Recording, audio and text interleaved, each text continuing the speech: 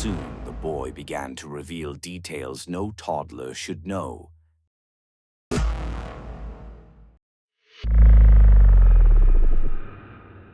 Welcome to the Dark List. The stories from the other side of the razor. For thousands of years, people around the world have believed in reincarnation. The idea that when we die, we return, born again into another life. In the modern world, most dismiss it as myth or wishful thinking. But every so often, a case surfaces that is harder to explain. A story with so much detail, so much consistency, that chance and coincidence don't feel like enough. One of those cases began in Louisiana in the late 1990s, when a 2-year-old boy started waking from horrific nightmares. Night after night, his parents found him thrashing, screaming the same chilling words. Airplane crash on fire. Little man can't get out. At first, they thought it was just a phase, a child's imagination. But soon, the boy began to reveal details no toddler should know. Names, places, even the type of aircraft he claimed to have flown.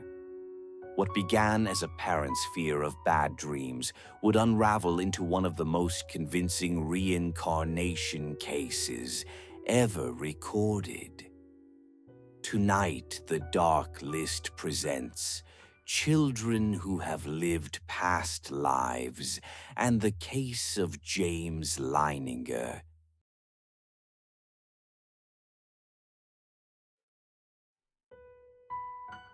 By the time James was just 2 years old, something deeply unsettling began to happen. Almost every night, 5 nights a week, James woke screaming from violent nightmares.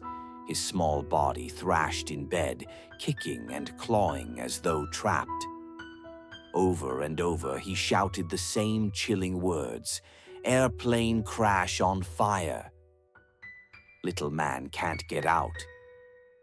At first, his parents thought it was just the imagination of a toddler. But the dreams kept coming, again and again, so vivid and so consistent that they began to worry something more was going on. When James was 28 months old, Andrea gently asked him who the little man was. James looked at her and answered simply, "Me." He explained that he was the pilot of a plane that had been shot down by the Japanese. Over the following weeks, James began to share more, fragmented pieces of another life. He said that his name had been James before, that he had flown a Corsair fighter plane, that he took off from a boat, one he called Natoma, and he insisted his plane had gone down near Iwo Jima, Japan. At the same time, his drawings began to change. He no longer sketched cars or houses like most children his age. Instead, page after page filled with burning planes, tracer bullets, explosions, and men trapped inside cockpits. James also began to sign his drawings with a strange mark, James 3. When his parents asked why, he told them, "Because I'm the third James." James's father, Bruce, was deeply unsettled. As a devout Christian, the idea of reincarnation was unthinkable. He was convinced there had to be another explanation. Determined to disprove what his son was saying, Bruce began to research. But instead of finding flaws, every lead brought him closer to something he didn't want to believe. He discovered that the USS Natoma Bay was not a fantasy. It was a real aircraft carrier that fought in the Pacific during World War II. There really had been a pilot on board named Jack Larson. Still skeptical, Bruce pushed further. He learned that the surviving crew of the Natoma Bay held reunions and decided to attend one.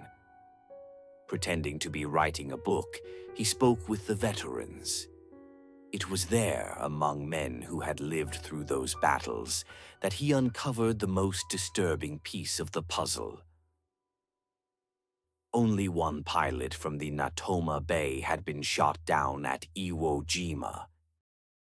His name was James Houston, Jr.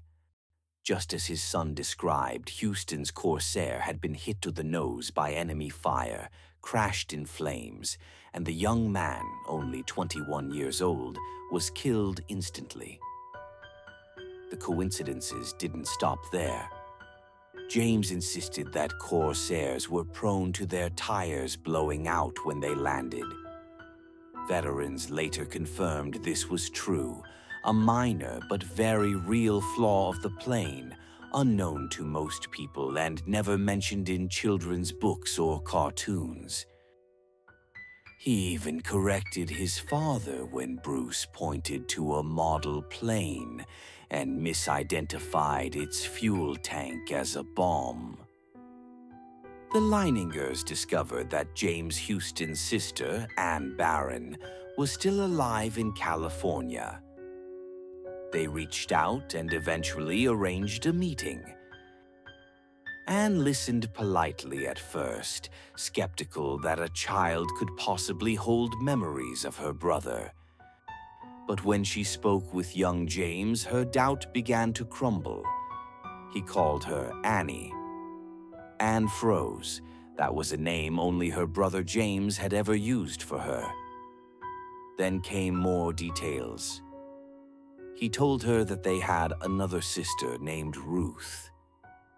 That Ruth was 4 years older than Anne, and Anne was 4 years older than him. The ages matched perfectly. He said their father had been an alcoholic who smashed things when drunk and had to be sent away for treatment. Anne confirmed it was true. Finally, James recalled that Ruth, who worked as a society columnist, was embarrassed when their mother took a maid's job for a wealthy family Ruth had written about. Anne admitted that this too had happened, and that almost no one outside the family would ever have known. By the end of that meeting, Anne Barron was convinced. This boy in front of her was, somehow, her brother returned.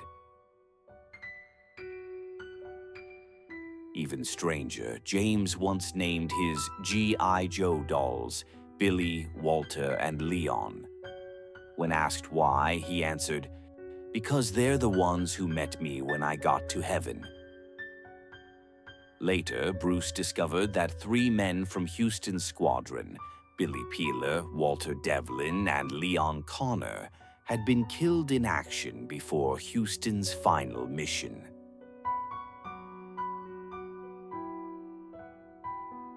As James Leininger grew older, the nightmares faded, and his memories of the war slowly slipped away. But the trail of evidence remained. A toddler with knowledge of a forgotten pilot. A grieving sister convinced she had met her brother again. Heaven friends who matched real men long dead. And a father who set out to disprove his son, only to discover the story was real. So the question is, was this all an extraordinary coincidence? A case of hidden information surfacing in ways we don't yet understand? Or was James Leininger the reincarnation of a World War II pilot, living proof that death may not be the end?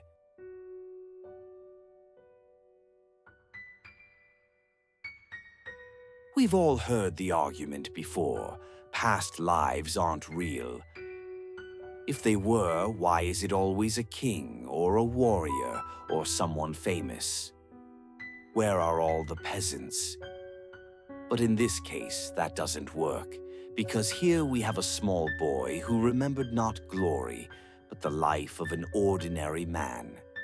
A man whose name and story were almost forgotten until a child began to bring it back in terrifying detail. Details that a toddler could never have known.